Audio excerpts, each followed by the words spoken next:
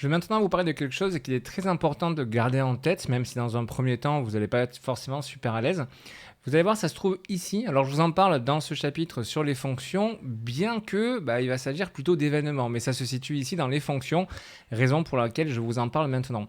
Vous voyez que quand on survole cette ligne, on a la possibilité d'ajouter une fonction comme on l'a déjà fait, mais on a aussi la possibilité de pouvoir réécrire des fonctions pour essayer de reprendre mot à mot. Mais en fait, vous allez voir, c'est plus précis que ça, et c'est d'ailleurs encore plus intéressant que ça. Quand on va cliquer sur le override et on voit à côté qu'on a 19 possibilités de réécriture pour essayer de traduire, nous avons cette liste qui apparaît et ici, regardez, c'est super intéressant. C'est-à-dire que pour cet acteur, et pourquoi est-ce qu'on hérite de ça? Vous voyez qu'à côté, il y a marqué actor, actor.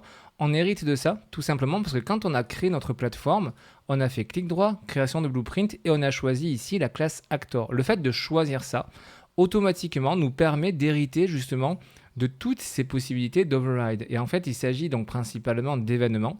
Et ces événements, ils sont géniaux. Par exemple, quand vous allez avoir le curseur qui va survoler l'acteur en jeu ou quand on va arrêter de le survoler, si vous avez donc le curseur qui est activé.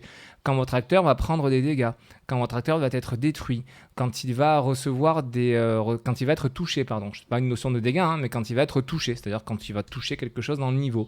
Eh bien, il va suffire, par exemple, je prends le Any Damage ici, automatiquement, ça nous pose ce nouvel event. Vous reconnaissez le code couleur rouge, je vous dis que c'était pour les événements. Et ça veut dire quoi? Ça veut dire que automatiquement, quand il va y avoir des dégâts qui vont être infligés à cet acteur, on va pouvoir avoir cet événement qui tout de suite va s'exécuter. Et donc, si on met du code après ça, eh bien, on va pouvoir gérer par exemple la vie du perso, la fameuse fonction dont je vous parlais tout à l'heure. On va pouvoir récupérer le type de dégâts que ça a reçu, quel est l'acteur qui a causé les dégâts, etc. On va pouvoir jouer avec ces valeurs-là tout de suite. C'est-à-dire que on va hériter de la gestion des dégâts pour rester dans cet exemple-là. Mais comme vous l'avez vu, il y en a 19 en tout. Mais par exemple, pour les dégâts, tout le travail est déjà préfait. Alors attention, je ne suis pas en train de vous vendre du rêve non plus. Si vous voulez avoir un jeu qui sort un minimum de l'ordinaire, il va falloir un minimum personnaliser votre code aussi.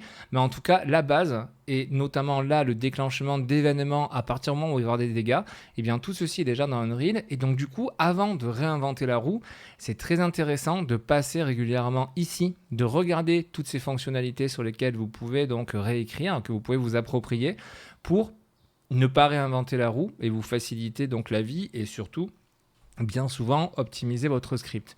Donc ce que j'ai fait pour l'event any damage, vous l'avez compris, vous pouvez le faire pour n'importe quoi d'autre, par exemple hit, c'est-à-dire quand votre acteur, là en l'occurrence la plateforme, va être touché, donc va toucher un autre acteur, et bien là vous allez récupérer justement toutes ces informations, à quel endroit ça a été touché, etc. etc. et vous allez pouvoir exécuter tout un tas d'actions qui sont liées à ça.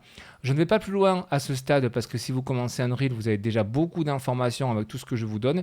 Gardez dans un coin de la tête que ici vous avez le override et donc n'hésitez pas de temps en temps à revenir ici. Après, vous verrez, vous aurez en tête ça, cette notion-là, vous l'aurez, vous savez que tel et tel événement sont déjà gérés. Mais au début, voilà, n'hésitez pas à avoir la curiosité de venir ici, c'est quand même très important.